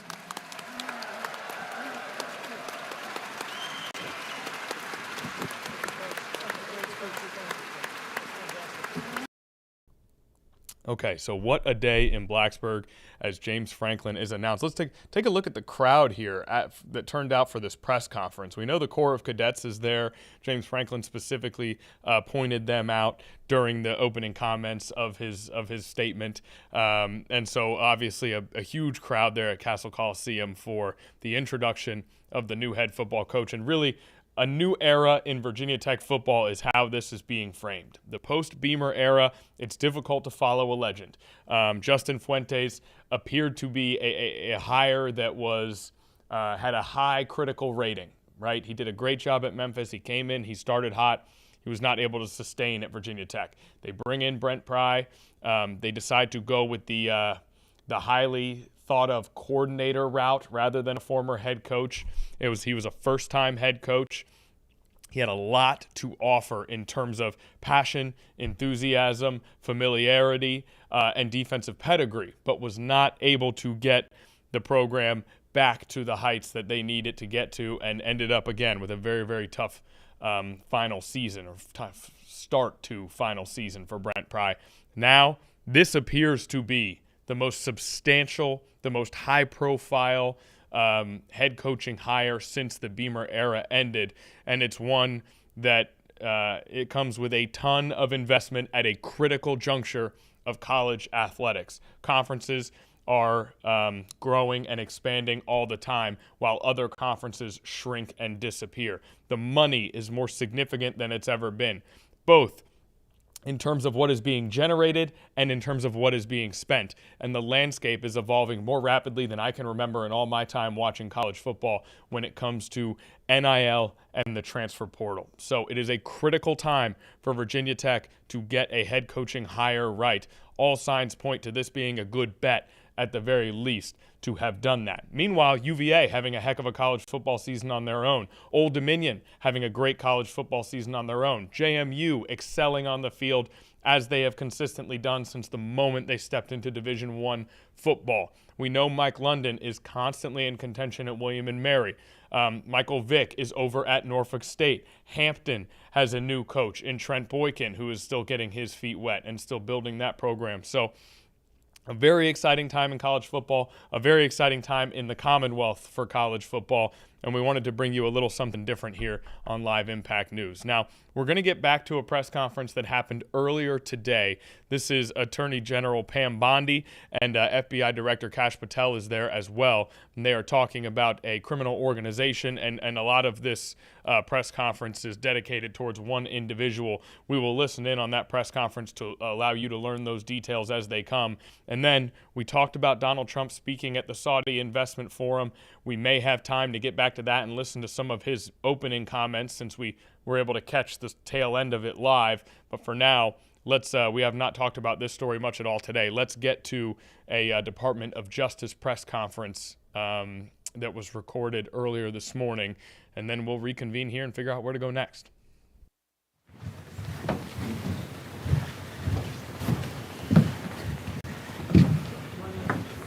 Morning. Hi. All right. Good afternoon. Today, the Justice Department is proud to announce new developments in our ongoing investigation into Ryan James Wedding. Wedding is the former Olympian from Canada who is now the leader of a transnational criminal enterprise. He's currently on the FBI's, and has been, top 10 most wanted list. He controls one of the most prolific and violent drug trafficking organizations in this world. He is currently the largest distributor of cocaine in Canada. Wedding collaborates closely with the Sinaloa cartel, a foreign terrorist organization, to flood not only American but also Canadian communities with cocaine coming from Colombia. His organization is responsible for importing approximately 60 metric tons of cocaine a year into Los Angeles via semi-trucks from Mexico. To put that in perspective, 60 metric tons is approximately the weight of 40 standard cars. Imagine that. That's how much cocaine, the weight of 40 cars, he is bringing into our country a year. In the course of the investigation, more than 35 individuals have been indicted. Over 2,000 kilos and numerous weapons have been seized. Approximately $3.2 million in cryptocurrency has been recovered, and over $13 million in physical assets has been confiscated. Wedding is also accused of murdering a federal witness after he was indicted in 2024. He used a Canadian website called The Dirty News to post photographs of the witness and his wife in order to locate him, which ultimately succeeded. The witness was gunned down in a restaurant in Medellin before he could testify against Wedding. Today, we're unsealing a new indictment, charging Wedding with 2 additional counts of witness tampering and intimidation, murder, money laundering, and drug trafficking. The website that was used to hunt down this witness and his wife, that has since been removed. That has been deleted. Protecting federal witnesses from retaliation is core to the department's mission. It's about individual safety, but more, it's about protecting the rule of law itself. The new indictment also includes several other individuals involved in the murder of the witness and other crimes in connection with this criminal enterprise. You're going to be hearing more about that from the people behind me. We're working very closely with our partners at the State Department and the Department of Treasury. The State Department has raised the reward for Ryan Wedding from $10 million to $15 million. We're offering $2 million rewards for information leading to the arrest of those involved in the murder of the witness. The Treasury Department's Foreign Asset Control is seizing assets belonging to approximately 19 of the targets associated with Wedding's criminal enterprise, worth hundreds of millions of dollars. I want to thank the FBI, the U.S. Attorney's Office for the Central District of California, as well as our Canadian law enforcement partners for their steadfast commitment to bring Ryan Wedding to justice. I also want to thank the Colombian National Police, who have greatly helped us. Let me be clear, drugs are killing our kids. Whether you are a street-level drug dealer, a common street-level drug dealer, or an international drug kingpin, we are coming for you, we will find you, and you will be accountable and held to justice for your crimes. It's killing our kids, it's killing our friends, it's killing our relatives, and this guy is responsible for a tremendous amount of that horror. President Trump gave us one mission: make America safe again. And we will not sit idly by and let these drug dealers continue to do business, run roughshod on our neighborhoods, and put the American people and our Canadian people in harm's way. To the American people, the Justice Department will use every tool available to catch these monsters. Thank you to all of our partners in this fight. From day one, Ryan Wedding has been on the top of Director Patel's radar to get him. We have talked about him constantly, and I'd now like to introduce Director Patel, who has done a tremendous job in his efforts to catch these monsters. Director Patel. Thank you, General. As the Attorney General stated, our mission since the Attorney General and the Deputy Attorney General and this tremendous team was assembled by President Trump is to safeguard American lives. Already this year, thanks to the Department of Justice's leadership, in combination with the interagency, including this FBI, have seized record amounts of narcotics, to include record amounts of cocaine, including record amounts of fentanyl. All of these narcotics are enabled by our enemies to go after our youth and our communities and kill and destroy American civilization. Under President Trump's leadership, we have been shutting that down since day one. As the Attorney General mentioned, this is an indictment, an additional indictment, an arrest of multiple subjects, nearly a dozen more, and that brings the total to approximately 36 indicted. And you'll hear the details from the tremendous team established here by the Attorney General. Most importantly, you do not get to be a drug kingpin and evade the law. Make no mistake about it. Ryan Wedding is a modern-day iteration of Pablo Escobar. He's a modern-day iteration of El Chapo Guzman. This Justice Department and this FBI will work with our Canadian counterparts and the government officials across the world to bring him to justice. He is responsible for engineering a narco-trafficking and narco-terrorism program that we have not seen in a long time.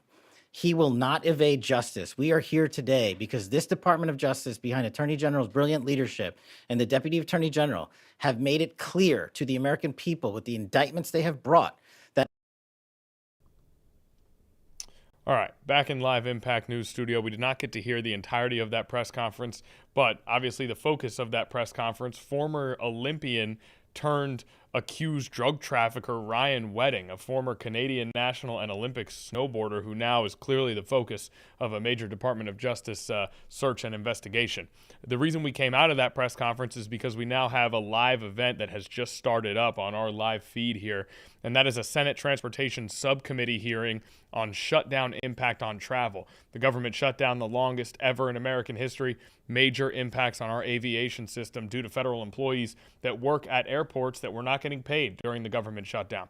So let's go to the Senate Transportation Subcommittee hearing, see what they have to say about the impact on travel of our government shutdown. Accounts which fund air traffic control and modernization activities. This funding is in part there to allow Secretary Duffy and Administrator Bedford to modernize our national airspace system after decades of insufficient budget requests that merely sustained an outdated system. This issue received particular attention by me on January the 29th when the tragic circumstances occurred involving a flight from Wichita, Kansas to DCA occurred. It was a moment that this Congress, this subcommittee, and the administration all gathered around the idea of improving the safety of our airways. We must do our part to enable the FAA and the Department of Transportation to make certain that America remains the standard for aviation and air safety. The sole integrator of the brand new air traffic control system is set to be announced soon and will fully fund the Department of Transportation for FY26 is a necessary step to modernizing our airspace. We will hear from industry about ways to potentially insulate the FAA from future government shutdowns. I introduced legislation in many Congresses that allow for the continuation of essential FAA activities in the event of future shutdowns. By examining the delays, the cancellations, the staffing triggers, and certification interruptions, we are laying the groundwork to better support an industry that is critical to our country. Again, I thank all of our witnesses for being here, and I look forward to this discussion, and I recognize the ranking member of the committee, Senator Duckworth. Thank you, Mr. Chairman. Mr. Chairman, today's hearing injects cheap partisan politics into a subcommittee that up until this point had rightly prided itself on working in a bipartisan manner, whether you or I wielded the gavel. Using this subcommittee to mount a partisan attack on Senate Democrats under the guise of exploring a question that everyone already knows the answer to, are shutdowns bad for aviation safety, is an unfortunate departure from our past practice. Yes, government shutdowns are bad. Shutdowns are painful for all members of the career civil service that Donald Trump has gleefully attacked and traumatized since the first day of his chaotic second term in office. Shutdowns harm Americans that rely on their government for critical support and services, like the hungry kids that Trump refused to feed despite sitting on a $6 billion SNAP contingency fund. That's why Democrats voted to prevent a shutdown and voted repeatedly to reopen the government. Look, it's good that Senate Republicans finally agree with us that shutdowns are bad. I only wish there had been bipartisan agreement that millions of Americans losing health care coverage is also bad. Had Donald Trump and my Republican colleagues merely agreed with us on that principle, there would never have been a government shutdown in the first place, period. The sad irony is that failure to extend middle-class tax relief will hit red states the most. And the damage won't be merely disruptive and damaging, it will be catastrophic for Americans already struggling to get by. If Republicans fail to cleanly extend the ACA tax credits, the uninsured rate in Kansas will explode by 32% in 2026. And in Texas, the threat is even worse, with the Texas uninsured rate projected to skyrocket by 39%. 39%. Now, when it comes to championing our chronically overworked and understaffed ATC workforce, I will take a backseat to nobody on this committee. I will not be lectured by a senator who professes to love our controllers only when it's politically convenient. But when behind closed doors, away from cameras, that Cancun-loving senator not only failed to advocate for a max hiring requirement during FAA reauthorization negotiations, he actually opposed it. Let's make it clear, the guy that you think loves air traffic controllers opposed max hiring requirements for air traffic controllers during FAA reauthorization. So if Senate Republicans truly cared about controllers, beyond using them as partisan political pawns, they would have done what they've done numerous times before they truly care about something: change the rules. Yet, not only did Senate Republicans fail to change the rules to allow a simple majority to reopen the government, they blocked numerous Democratic bills from passing that would have paid civil servants during the shutdown. They even failed to force a vote on Chairman Cruz's bill to pay controllers during that shutdown. He had a bill to pay you. I also don't want to hear any BS about Donald Trump caring about air traffic controllers. If Trump cared about controllers being paid, he would have paid them. Does anyone seriously think that Donald Trump needs congressional permission to raid the Airport and Airway Trust Fund to keep the FAA operating during a shutdown? Please. He didn't ask for permission to raid the DoD R&D accounts to ensure that the military received paychecks during a shutdown. I'm glad they did, but he paid them because he wanted to. He didn't pay you because he didn't want to pay you. When Trump cares about something like building a ballroom, bailing out Argentina, denying SNAP benefits to low-income Americans, he just does it. If he wanted to pay air traffic controllers, he would have paid you. Consequences, laws, and norms be damned as far as he's concerned. Trump's failure to simply cut paychecks for air traffic controllers confirms what should have already been obvious. Donald Trump doesn't give a damn about the ATC workforce. Look, the shutdown is over. But for 500,000 Illinoisans, millions of Texans, and over 200,000 Kansans, the threat of a devastating healthcare crisis looms large. This includes Americans like our witness here today, Ms. Eileen Spickler of Ottawa, Kansas.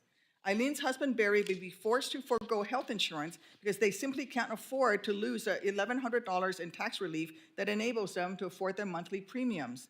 Eileen and Barry are not unique. They are among the 24 million Americans who are desperate for Republicans to extend enhanced premium tax credits. This should be easy. We just need to strike a word or two, or simply replace numbers in 2 places in the tax code. That's it. If Speaker Johnson had the courage to bring it to a vote, there are at least 229 votes in the House to pass the bipartisan Premium Tax Credit Extension Act, a Republican-authored bill that would cleanly extend the ACA's enhanced premium tax credits. I truly hope Senate Republicans will see the light and realize delivering tax relief that makes health care affordable for middle-class Americans can be, and indeed should be, a common-sense affordability policy that unites Republicans and Democrats alike. And let's stop turning this committee into partisan sham attacks on one another and get down to the real work of keeping America's flying public safe. I yield back. I'd like to introduce our witnesses for today. Our first witness is Nick Daniels, the President of the National Air Traffic Control Association. In his role, Mr. Daniels advocates for the dedicated air traffic controllers who oversee this and safeguard our national airspace. Prior to his role, he served as an air traffic controller and as a former U.S. Marine. Our second witness is Chris Sununu, the President and CEO of Airlines for America, which represents our country's major carriers and cargo companies.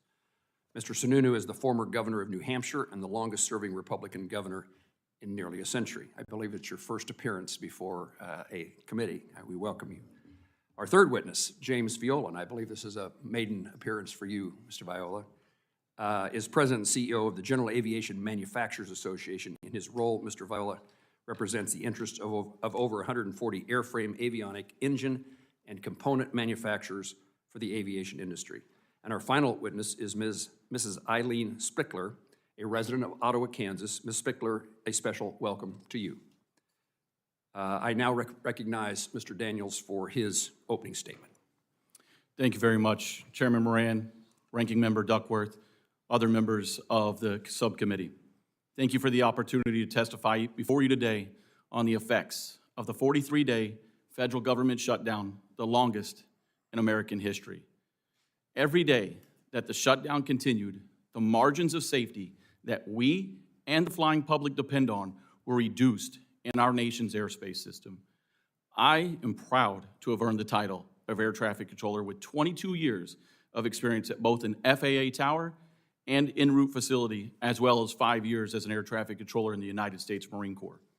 Unfortunately, before the shutdown ended, air traffic controllers and other aviation safety professionals that NACA represents received 1 partial paycheck and 2 $0 paychecks, despite working full-time and in many cases, mandatory overtime. 7 weeks of work with no certainty of when we would be paid again.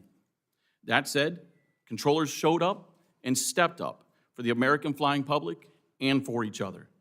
No American should ever be forced to work without a paycheck, and failing to pay the workforce that keeps our skies safe is not acceptable and not sustainable. Throughout the shutdown, air traffic controllers ensured that the safety of nearly 3 million passengers a day on more than 45,000 flights a day arrived at their destinations. And controllers did this while operating with an overall shortage of 3,800 fully certified controllers that the system requires. Now, the unfortunate reality is, this is not new. NACA has been advocating for increased controller staffing for more than a decade. NACA thanks this committee for its work to address the shortage in the FAA Reauthorization Act of 2024. It not only updated the FAA's controller staffing targets, it also requires the FAA to hire the maximum number of controller trainees for 5 years and deploy tower simulator systems at every FAA tower to improve training and reduce training times. This committee must continue its oversight role to ensure that the requirements it established come to fruition. But the effects of the shutdown had real consequences for hardworking, patriotic American workers. 2 weeks ago, we delivered over 1,600 handwritten letters from air traffic controllers to congressional offices expressing the hardships that they were experiencing. We heard from an air traffic controller that is training at our new facility. Her husband is a 20-year, 5-time combat veteran who had 45 documented explosions and 7 direct hits. He returned from Iraq and Afghanistan with a 100% permanent and total service-related disability. Consequently, she is the single source of income for her family. Their son just graduated in AVA school, but they couldn't afford to attend the graduation. In addition to training at her new facility, she sold plasma twice, started driving for DoorDash, and towards the end of the shutdown, she had to take a part-time job on her regularly scheduled days off. We heard from recent graduates of the Oklahoma City Air Traffic Controller training in Oklahoma where they were resigning because they could not begin this challenging new career without a paycheck. We've heard from air traffic controllers who were struggling to find ways to pay for gas to get to and from work, while others struggled to pay for childcare so they could go to work. Air traffic control is one of the most mentally demanding and high-consequence professions in the world. Every moment we are at work, it requires everything we have: focus, judgment, decisiveness, perfect decision-making, thousands of times a shift. And what hangs in the balance is our responsibility to safety in order to prevent tragedy. Air traffic controllers must show up day in and day out, fully prepared to handle the stress, pressure, and the weight of our responsibility to the American flying public and their safety. And this is why NACA does support Chairman Moran's Aviation Funding Stability Act that would ensure the FAA would be able to pay employees and perform all of its functions in the event of a future shutdown. We also support the passage of any other legislation that would ensure this nation's air traffic controllers and other aviation safety professionals are paid during any future shutdown, including Chairman Cruz's Keep America Flying Act of 2026. Air traffic controllers and other aviation safety professionals are this country's patriots, dedicated to the safety of the flying public, and they should never be subjected to these challenges that distract them from their critical safety responsibilities. They are real people, they are real Americans, and they were facing very real problems. They deserved better. And I'll be happy to take your questions. Mr. Daniels, thank you. Senator Sununu, excuse me, I know Senator Sununu, Governor Sununu. Sorry, no senator here. But all right, so there you hear some of the consequences that have come to members of the aviation system, to people who were attempting to hold careers or even start careers as air traffic controllers in a time where the government shutdown was preventing paychecks from reaching those people. So a subcommittee hearing of which there will likely be more of that ilk as we continue to sift through the impacts of the longest government shutdown in the history of this country. Now, speaking of our federal government, Senate Minority Leader Chuck Schumer has taken to the podium at a stakeout at Capitol Hill, and we're going to listen in on what he has to say right now. It's also a great day for Americans, because Americans wanted to see the truth. Let's be clear, though, this wouldn't have happened without Democrats like the people with me today. But we are not done. No way. Our promise to the victims and to the American people is this: this will not and cannot be the end of the work. We'll keep the pressure up, pressure for the president to sign, and then pressure on the DOJ to release the full, unredacted files. No hiding, no game playing, no covering up. Pressure to make sure the documents are released in their entirety and not warped by a corrupt DOJ who's hell-bent on hiding the truth, bending the law, and protecting Trump. Trump's own Justice Department that told him he was in the files. Remember this. We know he's in there. He knows he's in them. What the heck is he hiding and been hiding for so long? It's time for the truth. This bill is a command for the president to be fully transparent, come fully clean, and provide full honesty to the American people, even if he doesn't want to.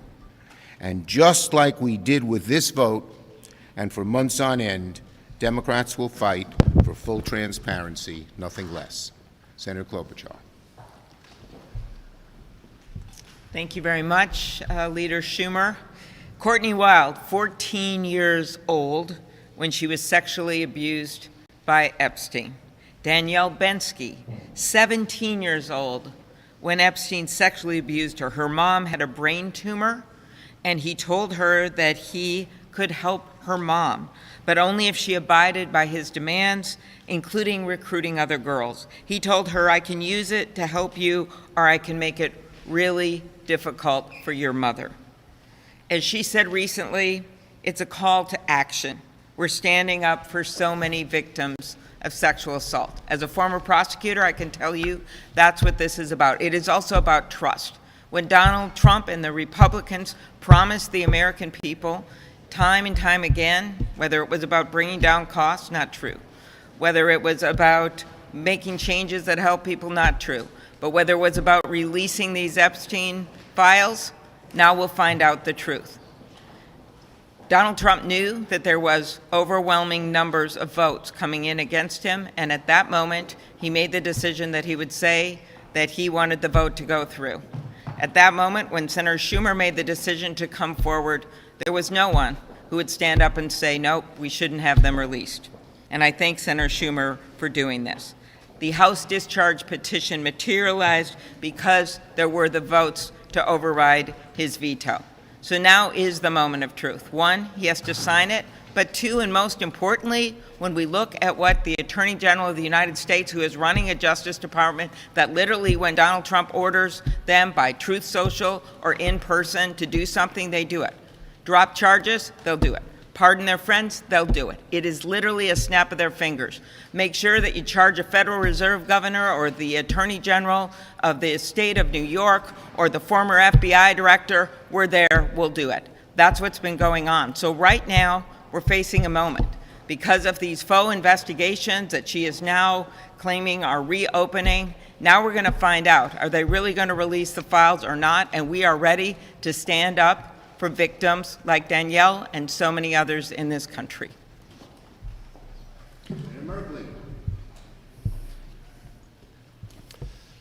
The Epstein files have always been about full accountability for the perpetrators and justice for the victims. And Donald Trump, when he campaigned, he said, I'm going to release these files. It became increasingly clear that that wasn't going to be the case. So in July, 25 Democrats introduced the Epstein files bill. Not one Republican would co-sponsor it. 4 months ago, then 2 months ago, Leader Schumer introduced that bill as an amendment on the Defense Authorization Act. And 51 Republicans tabled it. And every Democrat said, no, let's debate it and let's pass it. That's just 2 months ago. And then here we were yesterday evening, we called for all 100 senators to join in the vision of equal justice under law, and they did. And that's a great stride forward, but it is not the finish line. Because we know that Trump is not going to release those files. We are going to press him like hell. But everything we know about Donald Trump is he will obscure and delay. And there's a second set of files in the Treasury Department. $1.5 billion in suspicious activity reports. Senator Wyden and his finance team led an investigation with some bipartisan support. Those files provide huge information that will complement the information from the Department of Justice. Now, what happened yesterday evening was a really... All right, and so that will be our final live event of the day. Democratic lawmakers speaking outside of a meeting in Capitol Hill as they continue to harp on what we have described as the main story of the day throughout the week this week, which is the passage of the Epstein transparency bill through the House and the Senate, through all of Congress now, and it awaits Donald Trump's signature as the final barrier towards that bill becoming law, and President Trump has said that he will in fact sign it when it gets to his desk. So it's a story that we'll continue to monitor, and if that bill goes into law and works the way it is described, it will compel the Department of Justice to release their findings, their materials related to the Jeffrey Epstein investigation. So that was a final word from lawmakers on that story right there. And that brings us to the end of our Live Impact News stream. We want to apologize. We were able to listen in on President Trump's sort of the tail end of his comments at the Saudi Investment Forum. We hope to play some of the beginning of that press conference for you. We did not get to it. Perhaps tomorrow we'll have time, or perhaps tomorrow we'll have more live events to get to. Either way, we'll bring you all of the news that you need to know right here on Live Impact News. We hope to see everybody tomorrow.